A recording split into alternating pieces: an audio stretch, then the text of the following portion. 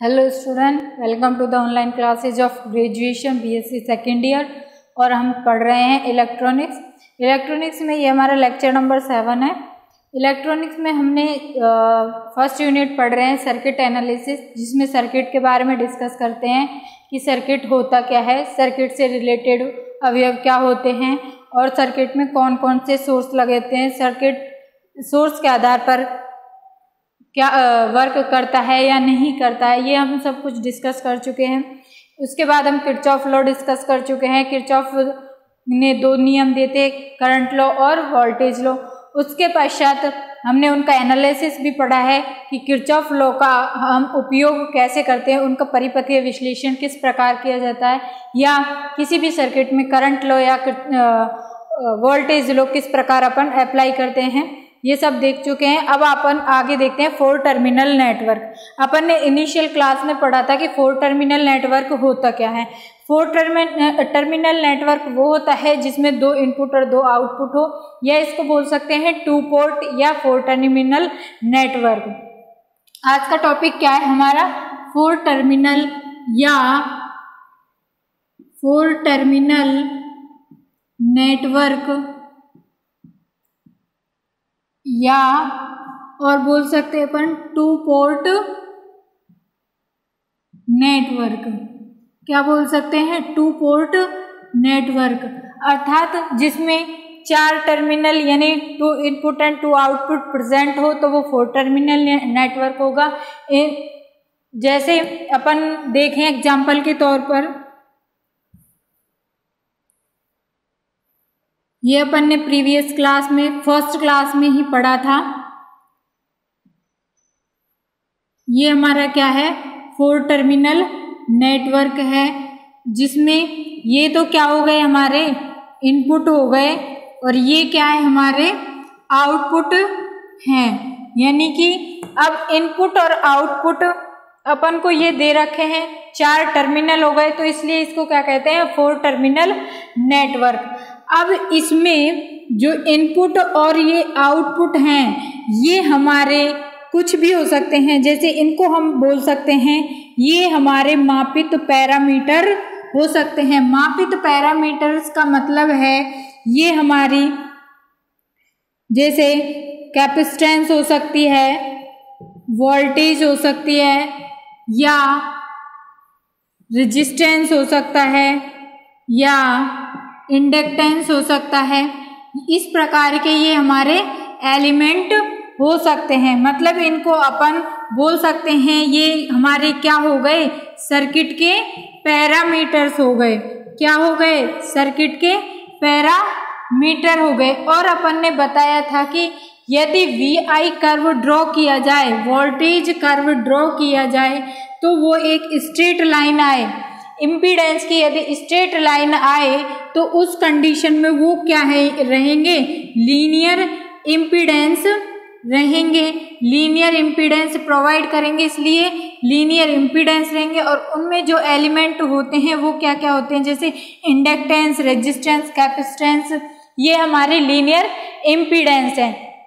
अब अपन देखते हैं, ये तो हो गया हमारा 4 टर्मिनल नेटवर्क। अब 4 टर्मिनल नेटवर्क में जो इनपुट और आउटपुट है वो क्या हो सकते हैं, हमारे पैरामीटर्स हो सकते हैं। और पैरामीटर की फॉर्म में क्या होंगे वो, जैसे प्रेरकत्व, संधारित्र या हमारी रेजिस्टेंस, प्रतिरोध हो सकता है। यानी कि लीनियर जो एलिमेंट है, लीनियर प्रतिबाधा एलिमेंट है, वो हो सकते हैं। अब इसके बाद अपन देखते हैं कि ये एक बहुत जटिल सर्किट है। इसको यदि अपन सॉल्व करना चाहें तो कैसे सॉल्व करेंगे, तो इसके लिए अपने पास इस सर्किट को अपन आगे यदि इजी बनाना चाहें तो अपन इसको T नेटवर्क और पाई नेटवर्क में कन्वर्ट कर सकते हैं। T नेटवर्क और पाई नेटवर्क में कन्वर्ट कर सकते हैं। इसकी सहायता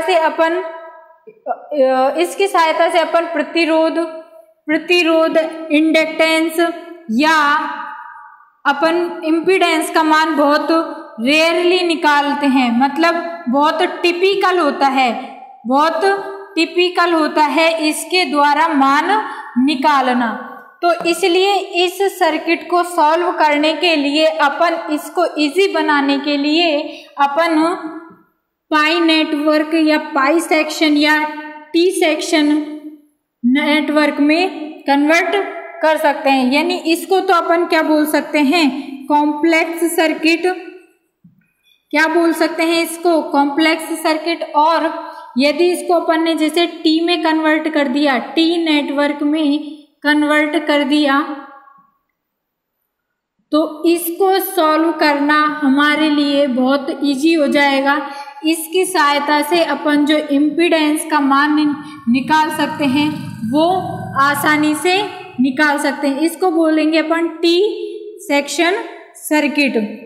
और यदि इस सर्किट को और अपन यदि पाई फॉर्म में निकालना चाहें तो पाई फॉर्म में सर्किट को कैसे कन्वर्ट करेंगे,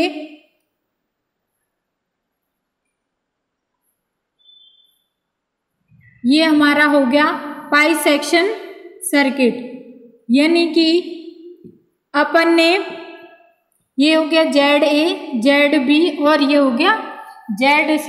यानी इस सर्किट का मान अपन को निकालना बहुत टफ होता है, इसलिए इस सर्किट को अपन टी सेक्शन सर्किट और पाई सेक्शन सर्किट में कन्वर्ट करके अपन इम्पीडेंस का मान इजीली निकाल सकते हैं। अब इसका मान यदि अब अपन को क्वेश्चन पूछे कि टी सेक्शन सर्किट को पाई सेक्शन सर्किट में कन्वर्ट करिए या पाई सेक्शन के इम्पीडेंस निकालिए या टी सेक्शन के इम्पीडेंस निकालिए या एक दूसरे को रूपांतरित कीजिए, तो इस स्थिति में अपन जैसे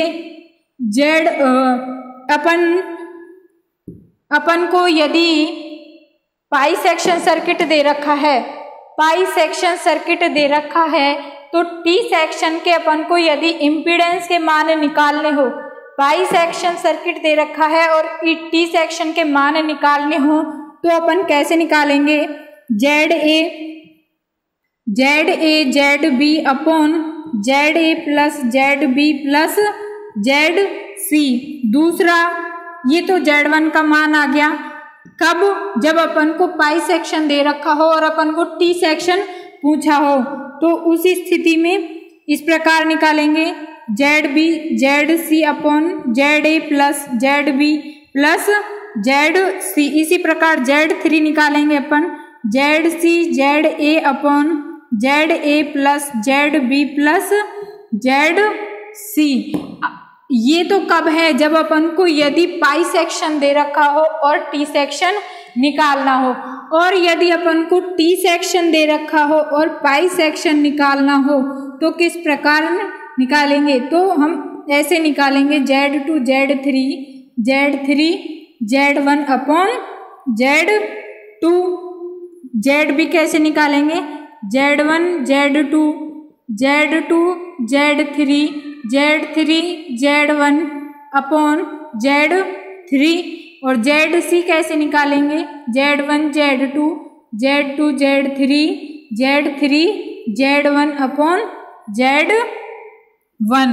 तो इस प्रकार अपन इम्पीडेंस का मान निकाल सकते हैं। ये हमारे कोर्स में नहीं है, लेकिन फिर भी यदि अपन क्वेश्चन सॉल्व करना चाहें जनरल नॉलेज के लिए तो अपन एक दूसरे को कन्वर्ट इस प्रकार कर सकते हैं। अब अपन आते हैं अपना मेन टॉपिक, 4 टर्मिनल नेटवर्क या 2 पोर्ट नेटवर्क। ये क्या होता है, अपन ने अभी बताया था कि 4 टर्मिनल नेटवर्क होता है। 4 टर्मिनल नेटवर्क में 2 इनपुट और 2 आउटपुट होते हैं और 2 इनपुट और 2 आउटपुट निविष्य और निर्गत के रूप में हमारे प्राचाल होते हैं, मापित प्राचाल होते हैं।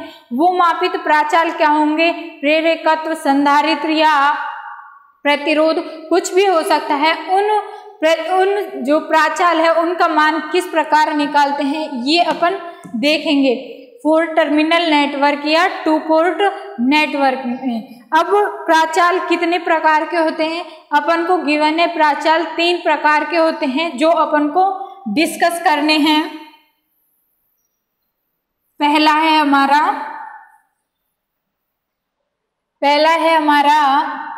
जेड प्राचाल या अपन बोल सकते हैं जेड पैरामीटर या अपन इसको बोल सकते हैं ओपन सर्किट, या हम बोल सकते हैं इसको ओपन सर्किट इम्पीडेंस,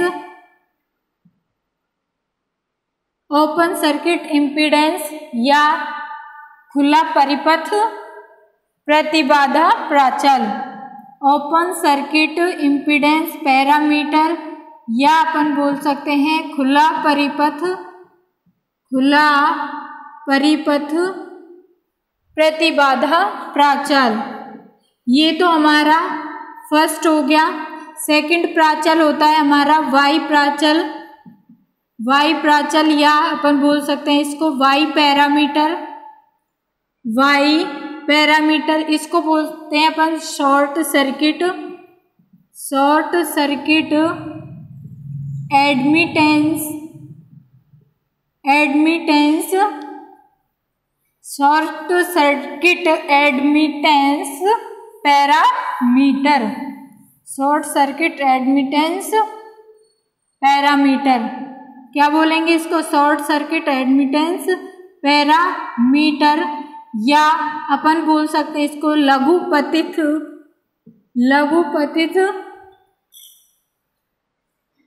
परिपथ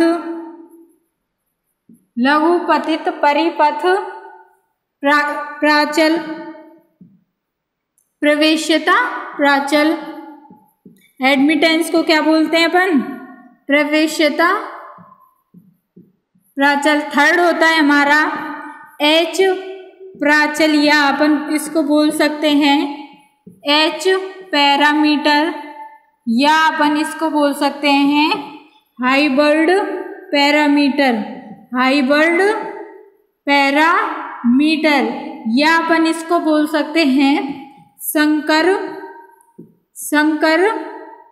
प्राचल, या इसको बोल सकते हैं अपन संकर प्राचल।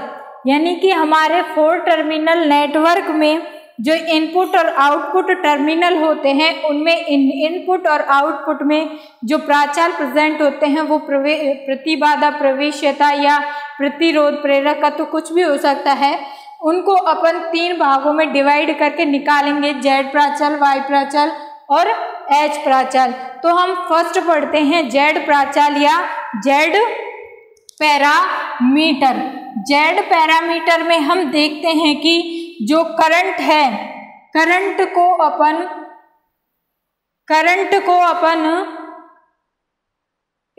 इंडिपेंडेंट मानेंगे और वोल्टेज को डिपेंडेंट मानेंगे। मतलब voltage dependent on the current, यानी voltage is the function of current. तो जेड प्राचल में अपन क्या करेंगे कि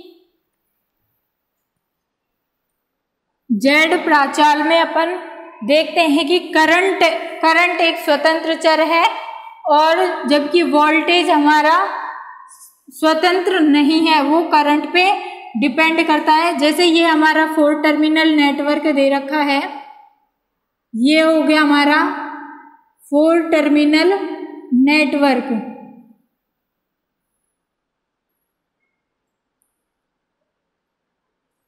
इनपुट के एलिमेंट दे दिए अपन को, जैसे ये हो गया I1, इसके कॉरस्पॉन्डिंग वोल्टेज दे दिया V1, आउटपुट में अपन को दे दिया I2 और इसके कॉरस्पॉन्डिंग जो वोल्टेज है वो दे दिया V2। ये तो हो गया हमारा इनपुट और ये हो गया हमारा आउटपुट। तो इस स्थिति में अब हम देखते हैं, माना चतु टर्मिनल जाल में निवेशी व निर्गत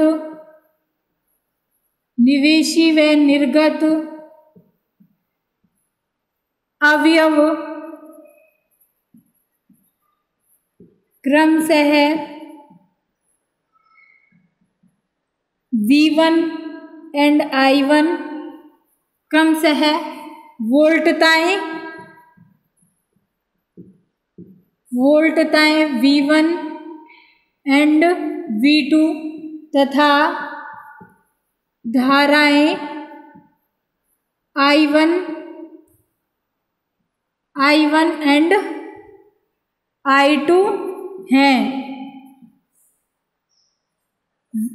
वोल्टेज तो क्या है हमारी V1 और V2 है और धाराएं I1 और I2 हैं। तो इस स्थिति में हमने माना V1 V2 तो फंक्शन क्या है, V1 function of I1 I2 और V2 भी फंक्शन है I1 I2 का। तो इस स्थिति में क्या हो गया, I1 और I2 यानी कि I1 and I2 independent variable हैं, यानी कि इंडिपेंडेंट वेरिएबल का मतलब स्वतंत्र चर हैं।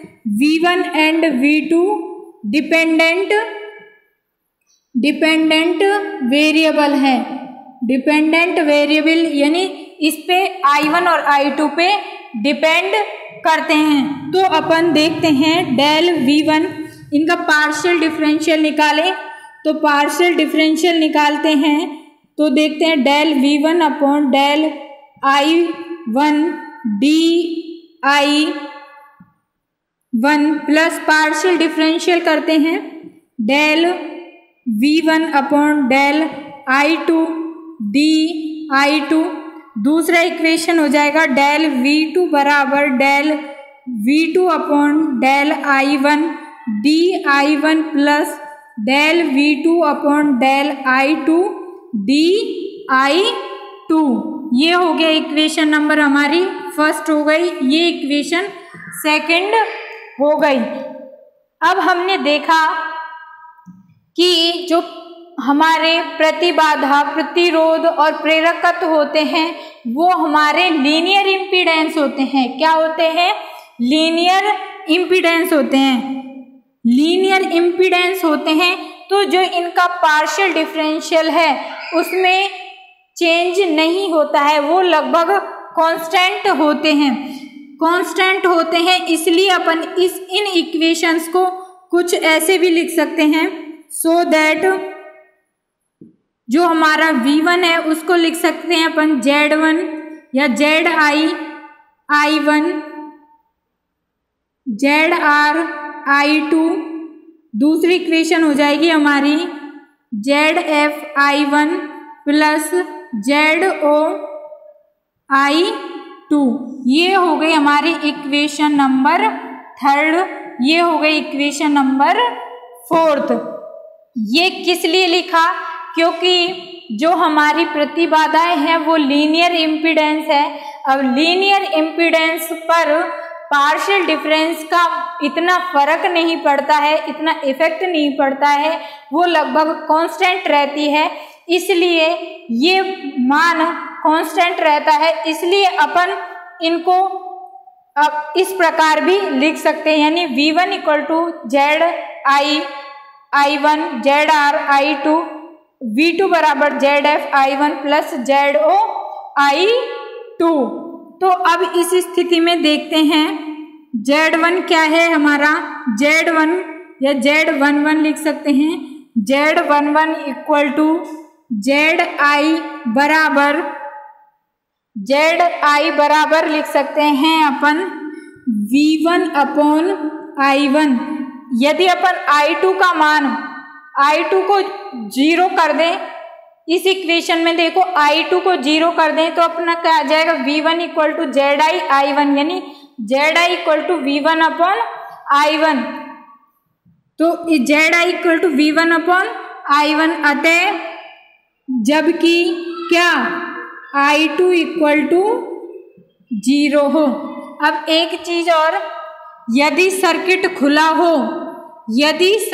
खुला हो तो उस स्थिति में हमारी करंट का मान 0 होता है, और यदि शॉर्ट सर्किट हो तो V का मान 0 होता है। ये है हमारा ओपन सर्किट, यानी ओपन सर्किट में हमारी करंट 0 होती है और वोल्टेज, यदि शॉर्ट सर्किट है तो शॉर्ट सर्किट में हमारी वोल्टेज 0 होती है। तो इसको अपन क्या लिख सकते हैं, Z11 equal to ZI equal to V1 upon I1 जबकि I2 बराबर 0। तो इसको अपन लिख सकते हैं यानी निवेशी प्रतिबाधा ZI निवेशी प्रतिबाधा है, निवेशी प्रतिबाधा है, जबकि I2 का मान 0 है।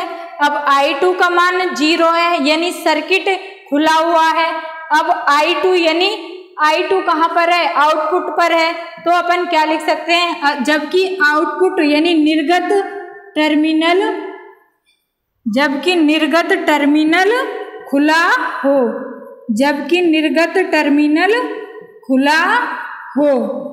इसी प्रकार अपन लिखें ZR बराबर या Z12 बराबर लिख सकते हैं, ZR बराबर क्या लिख सकते हैं, इसमें I1 0 रखो, I1 0 रखेंगे तो V1 अपॉन I2, यानी क्या बोलें, जब I1 बराबर 0 यानी कि ZR क्या है हमारी, यानी ZR उत्क्रम यानी रिवर्स उत्क्रम प्रतिबाधा है, उत्क्रम प्रतिबाधा है, जबकि I1 बराबर 0 यानी निवेशी टर्मिनल खुला हो। I1 का मान 0 है, I1 का मान 0 है तो निवेशी टर्मिनल क्या हो जाएगा, खुला हो।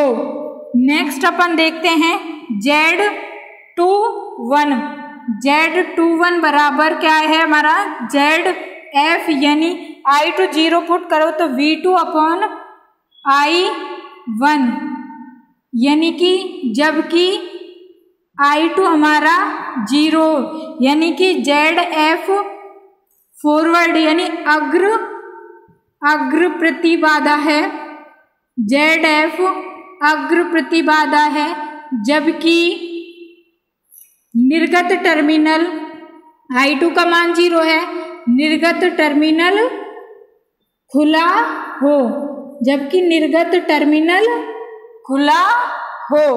अब हम देखते हैं नेक्स्ट Z22 बराबर ZO यानी क्या जाएगा अपना V2 अपॉन I2, यानी कि जब I1 बराबर 0 हो, Z2 को अपन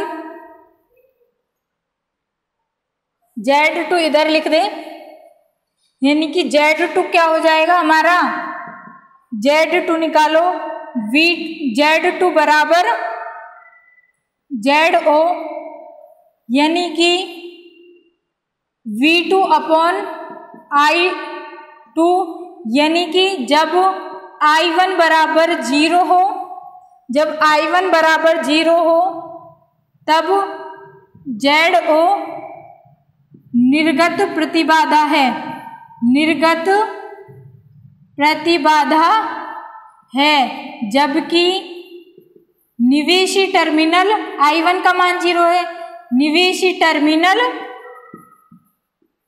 जबकि निवेशी टर्मिनल हमारा खुला हो। ये हो गए हमारे Z प्राचल, ये हो गए हमारे Z प्राचल। इस इक्वेशन से देखो V1 equal to ZI I1 plus ZR I2, V2 equal to ZF I1 plus Z0 I2, और इनसे अपन ने ZI ZR ZF और ZO का मान निकाला। इधर ZO लिख लेते हैं, ZO बराबर या Z2 बराबर हो जाएगा V2 अपॉन I2, यानी I1 बराबर 0 जब निवेशी टर्मिनल खुला हो, निवेशी टर्मिनल खुला हो, उस स्थिति में हमारा ZO क्या है, निर्गत प्रतिबाधा, निर्गत प्रतिबाधा, यानी कि जब हमारा I निवेशी खुला है उस स्थिति में निर्गत प्रतिबाधा। अब इससे देखते हैं अपन V1 equal to ZI I1 plus ZR I2, second equation है V2 equal to ZF I1 plus Z0 I2। इन इक्वेशन को बोलेंगे अपन पैरामीटर इक्वेशन, और ZI ZR ZF ZO ये हमारे जेड पैरामीटर्स हैं और इनकी वैल्यू कैसे निकालेंगे, जैसे अपन को जेड आई का मान निकालना हो तो I2 को 0 रखेंगे। अब यदि करंट 0 है तो उसका मतलब क्या है, सर्किट खुला हुआ होगा, और यदि वोल्टेज 0 है तो उसका मतलब क्या होगा, हमारा वोल्टेज का मान 0, तो उस स्थिति में सर्किट शॉर्ट सर्किट होगा। अब इसको अपन मैट्रिक्स की फॉर्म में लिख सकते हैं।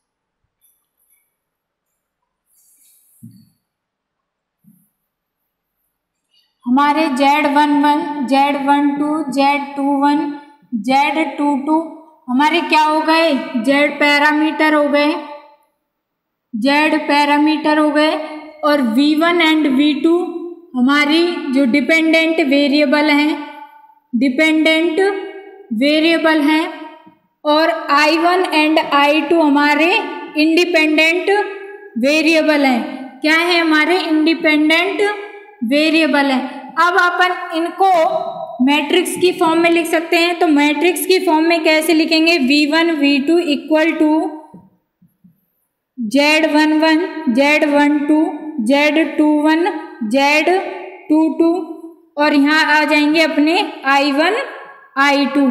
तो इस प्रकार अपन Z पैरामीटर्स का मान निकाल सकते हैं। इसमें मेनली इक्वेशन होती है ये प्राचल इक्वेशन, यानी V1 equal to ZI I1 plus ZR I2